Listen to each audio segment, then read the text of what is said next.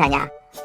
조국 사건, 조국 사건 재판부라고 하네요. 그래가지고 가족 관계는 어떻게 되고, 뭐 우리 법 연구에는 가입을 했었고 안 했었고 그런 것들을 살펴봤다라는 거예요. 이 인간들이 진짜. 아니 우리 법 연구에 가입을 했는지는 니들이 왜 알아보는데? 그러니까 예전에 그 양승태 대법원장 있었을 때, 그때 법원행정처가 그 왜 좀 자기들 기준에서 무리를 야기할 만한 법관 리스트 이런 거 이렇게 만들었던 리스트가 있거든요. 이거를 지들이 입수해가지고 지금 김미리 판사가, 조국 사건 판사가 여기에 블랙리스트에 들어가 있는 판사인지 아닌지 검증 따로 하고 이랬다라는 거 아니에요. 그러면서 우리 법 연구에 가입은 돼 있는지 안 돼 있는지, 그 사람의 가족 관계는 어떤지. 가족 관계는 왜 알아봐? 뭐 판사 가족 만나보려고 그랬어? 이런 짓을 했다라는 거예요. 근데 이거를 지금 추미애 장관 설명으로는 이게 보고가 윤석열 검찰총장에게 올라왔는데, 올라왔을 때 이제 윤 총장이 야 이거 무슨 짓이야? 이런 거 조사하지 마, 이렇게 지시한 게 아니라 수고했네 이러면서 반부패 강력부, 윤석열 총장의 이제 측근들 모여있는 검사들 여기에다가 전달했다라는 거 아니에요. 이거 직무상의 심각한 문제를 보인 거죠.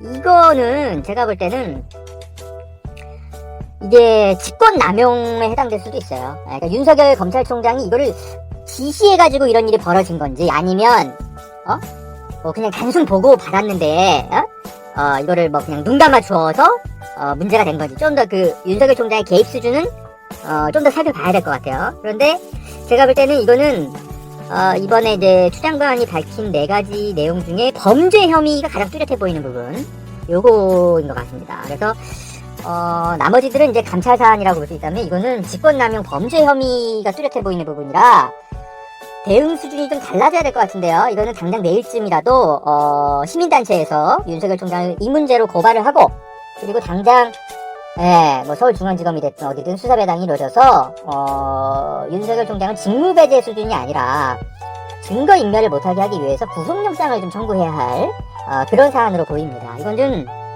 여러분, 이거 사안이 되게 큰 거예요. 이렇게 가볍게 그냥 판사 사찰했어? 에이 나쁜 놈, 이러고 말 게 아닌 겁니다. 여러분 상상해보세요. 만약에 이게 이렇게 추미애 장관이 여러가지 감찰 내용을 다 설명하는 그런 과정에서 뭐 여러 패키지로 하나로 묶여가지고 발표가 되는 게 아니라, 만약에 이게 MBC나 뭐 한겨레나 뭐 뉴스타파나 뭐 이런 데에서 먼저 폭로를 하고 국회가 뭐 세상이 발칵 뒤집히고 해가지고, 그죠? 뭐 국정감사를 하든 뭐라든 이런 식으로 해서 만약에 이 사안이 발표되고 이제 정치적 파장이 커졌다면 이제 이렇게 가볍게 느껴지지 않았을 겁니다. 훨씬 더 정치적 파장이 크게 느껴졌을 거예요. 판사를 검사가 사찰한다는 게 이게 말이 됩니까? 이거 당장 내일 누가 고발을 하고 그죠? 윤석열 총장이 당장 내일부터 검찰 출두를 못하는 걸로 제가 알고 있어요. 이 사람은 직무배제 수준이 아니라 증거인멸을 못하게 구속영장을 당장 청구해서 요 3, 4일 안에 구속해야 될 사안인 것 같은데요. 이렇게 좀 분석을 좀 해드리고요.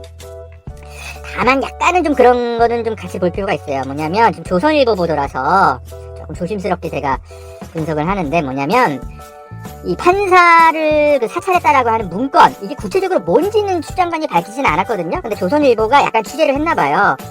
조선일보가 뭐라고 보도했냐면, 심재철 지금 법무부 검찰국장에게 올해 2월달에 그러니까 심재철 법무부 검찰국장이 올해 2월달에 대검의 반부패부 거기 부장으로 있었거든요. 그때 심재철 부장이 받아봤던 보고서가 이거다. 그러니까 뭐 윤석열에게 보고가 됐다기보단 지금 추 장관의 측근으로 일하고 있는 심재철 법무부 검찰국장이 올해 2월달에 자기가 대검에 있었을 때 그때 받아봤던 보고서다. 이걸 가지고 윤석열한테 책임을 물어서 감찰하는 게 말이 되냐, 징계위에 회부하는 게 말이 되냐, 지금 이런 조선일보 보도거든요. 그래서 지금 추 장관의 브리핑 내용도 보면 2020년 2월달에 대검 수사정보정책관실에서 울산 사건 및 조국 전 장관 관련 사건 등 주요 사건 재판부 판사와 관련해서 어쩌고저쩌고 보고서를 작성해서 반부패부에 전달하도록 지시했다. 이렇게 얘기한 걸 보니까 2020년 2월 달에 수집된 정보가 맞긴 맞는 것 같아요. 조선일보 얘기대로. 그러면 그때 이게 당시에 심재철 대검 반부패부장에게 보고가 됐던 보고서다. 라는 그 조선일보의 설명이, 아주 틀린 건 아닐 수도 있어요. 네. 다만 추 장관이 정확하게 감찰 내용을 정확하게 어떤 문건이다 이렇게 밝힌 건 아니기 때문에 이건 좀 봐야 돼요. 그러면은 만약에 이제 조선일보 보도가 만약에 맞다면 이거는 윤석열 총장이 직접 지시해가지고 양승태처럼 그런 식으로 해서 판사들을 전방위적으로 사찰하거나 그런 사안까지는 아닌 것 같고, 어쩌면은 이제 실무진들이 수동적으로 이 조국 사건 재판부를 이렇게 이제 판단해가지고 위에 보고를 해서 윤석열도 보고 심재철도 보고 그렇게 된 문건이 아닌가 싶어요. 그렇다 하더라도 윤석열 총장은 이거를 보고, 야, 왜 이런 걸 만들어? 이런 거 하지 마. 검찰개혁에 방해돼. 이렇게 한 게 아니라, 수고했네. 공판 대응할 때 참조해. 이렇게 그냥 방치했다라는 거 아니에요. 이거는 당연히 징계감이 될 수 있죠. 네, 징계위에서 이거 판단해야 됩니다. 근데 조선일보 같은 경우는 너무 치사한 거 아니냐. 심재철 법무부 검찰국장은 그러면 그때, 대검 반부패부에서 그거 보고받고도 왜 가만히 있었어? 이제 이런 취지로 약간 비판을 하고 있더라고요. 그래요. 자, 그거 말고도 지금 더 밝힌 게 있죠. JTBC 관련해서 사장 만나고 윤석열 총장이 2018년 11월에 서울중앙지검장이었죠. 그때 이제 홍석현 이런 인간들이랑 회동하고 뭐하고. 조선일보 방상훈 사장은 이번에 이상하게 빠졌더라고요. 확인이 잘 안 됐나? 아무튼 JTBC가 여러가지 좀 소송에 휘말리고 있고, 중앙일보 관련해서도 문제가 많은데 보수 언론 사주랑 이런 식으로 사건 관계인이랑 회동했다라는 거, 요거는 뭐 빼도 박도 못하죠. 이미 이제 국회에서 이번 국정감사 때 거의 사실상 확인이 된 거기 때문에 그래서 이거를 제일 감찰 발표 내용에서 첫 번째로 낸 것 같아요. 이게 이제 가장 의미가 크다기보다는 사실관계가 이미 명확하게 확인된 사안 중심으로 이거를 1번에 배치한 것 같아요. 제가 볼 때 가장 파장이 큰 거는 이제 판사 사찰 요 부분인 거고. 그래요. 그래서 지금 그것도 있고, 또 한명숙 전 총리 관련해서도 감찰을 방해했다. 이거는 그거예요. 이건 새로운 거라기보다는 이건 그거예요. 예전에 이제 추미애 장관이 그 감찰을 지시했죠.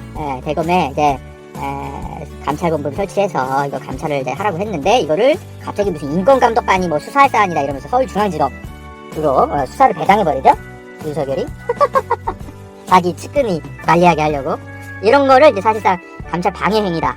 이렇게 해석해가지고, 이번에 징계위에 회부했네요. 그리고 채널A 사건, 요것도 한동훈 측근 보호하기 위해서 역시, 한동훈에 대한 감찰을 방해할 목적으로 정당한 이유 없이 대검 감찰부장에게 감찰을 중단하게 하고 어쩌고저쩌고 이런 것들을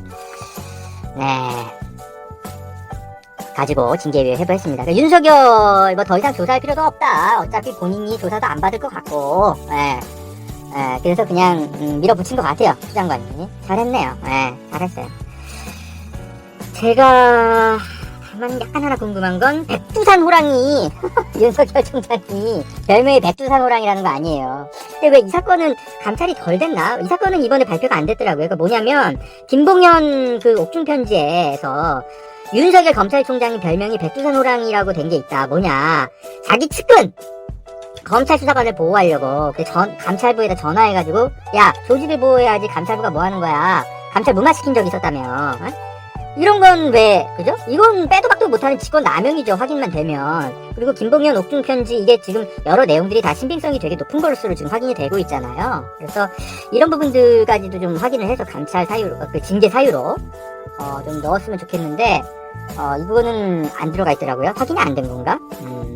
이런 거가 조금 약간 궁금하긴 했었어요. 자, 윤석열 총장 앞으로 어떻게 할까? 약간 좀 궁금해지죠. 하루 이틀 사이에 뭔가 좀 여러 뉴스들이 쏟아질 텐데 좀 봅시다. 다만 윤석열 검찰총장이 가진 키가 제가 볼 땐 별로 없어 보여요. 지금 이번에 윤석열 총장 해명 바로 가진 거 보니까 별 내용이 없죠. 그냥 법정 대응하겠다 이런 식의 말밖에 없는데, 사실 근데 이건 되게 허무한 반응인 거예요. 뭐냐면, 이게 법정 대응 해봤자 예를 들어서 뭐 징계, 뭐 이거 뭐 부당하다, 뭐 이런 거 행정소송을 하더라도 그 결과 나오는데 1, 2년 걸립니다. 그럼 이미 이제 윤석열 검찰총장 임기 다 끝나죠. 그러니까 의미가 없어요. 그러고 또 생각해 볼 수 있는 게 그거 말고라도 그러면 징계위가 열리는 것 자체를 집행정지 가처분 신청을 이제 법원에다 할 수는 있는데 글쎄요. 이게 지금 이런 이제 그 징계 사유를 4가지를 이제 실장관이 밝혔는데 이게 징계 사유가 될 수 없다? 이렇게 이제 물론 윤석열 총장은 주장은 할 수는 있겠지만 근데 이거를 그죠? 예, 이 가처분 신청을 판단하는 곳이 법원이란 말이죠. 근데 법원이 지금 그죠? 판사 사찰 문건 이게 지금 드러났는데 검찰이 지금 이런 짓을 한 게 드러났는데 이거 얼마나 예민한 사안입니까? 법원 입장에서 이거를 윤석열 총장에게 손을 들어주겠습니까? 그리고 지금 제가 볼 때는 윤석열 총장은 가지고 있는 키가 별로 없어 보여요. 그래서 제가 볼 땐 일주일 안에 그냥 용퇴를 하시지 않을까 이런 생각도 좀 조심스럽게 합니다. 왜냐하면 제가 지금 그 주변에 좀 물어보면 이미 검사들 사이에서는 윤석열로는 지금 이 검찰 조직을 계속 가지고 가는 게 어렵겠다 이런 여론이 급속히 퍼지고 있다고 해요. 거의 뭐 겉으로는 뭐 검찰들이 뭐 똘똘 뭉쳐가지고 한 그 행동을 하는 것 같은데 지금 추장관이 이렇게까지 나온다는 건 그렇지는 않은 거거든요. 그래서 아마 지금 용퇴를 아마 고민할 겁니다. 제 생각엔 그쪽으로 갈 것 같은데 왜냐하면 변수가 문재인 대통령이 어떤 생각을 갖느냐가 가장 중요한 변수거든요. 사실 이 사안은 뭐 감찰, 징계위 뭐 다 중요한데 사실 이건 정치적인 문제로서 풀릴 수 있는 그 사안이 굉장히 크거든요. 만약에 문재인 대통령이 윤석열 쪽에 손을 들어준다면 그러면 윤석열이 끝까지 버틸 텐데 그런 상황도 아닌 것 같거든요. 에? 추미애 장관이 지금 이렇게까지 행동하는 건 아니 이걸 상식적으로 생각해보세요. 물론 지금 이날 기자회견 하기 전에 그 청와대 보고했다고 하는 거 아니에요? 그리고 청와대는 아무 말 안 했다라는 거 아니에요? 아무 말 안 했다는 거 그럼 뭐 승인한 거죠. 그럼 뭐 주장관 뭐 잘했어요 뭐 이런 걸 발표하겠습니까 청와대가. 그러니까 추미애 장관이 문재인 대통령하고 다 조율을 해서 벌이는 일인 겁니다. 그러니까는 지금 윤석열 편은 없는 거예요 내각에. 그리고 이미 윤석열 총장 그 임명에 관여했던 이낙연 전 총리조차도 지금은 민주당 대표죠. 윤석열을 나서서 비판하고 있잖아요. 그러니까 이거는 윤석열이 뭐 예전에 국회에서 뭐 다른 루트로 자기가 대통령 재신임 여부를 물어봤다. 계속 가라고 한다. 이렇게 말은 하면서 주장을 했지만 제가 볼 땐 그건 잘못 파악한 거인 것 같고요. 문재인 대통령이 지금 물러나라고 사실상 얘기를 하는 겁니다. 이 정도 수준이면. 그리고 법적 돌파구도 없어요. 할 게 없어요. 윤석열 총장이. 그리고 징계위원회 위원장이 법무부 장관이 되는 거고요. 법적으로. 아마 검찰법상 그럴 거예요. 그러니까는 윤석열 총장은 더 이상 그 돌파구가 없어요. 일주일 안에 짜장면 한 그릇 더 먹을까요, 여러분? 좀 지켜봅시다. 문재인 대통령은 왜 안 나설까요, 여러분? 약간 궁금하시죠? 제가 요것도 약간 설명을 드릴게요. 사실은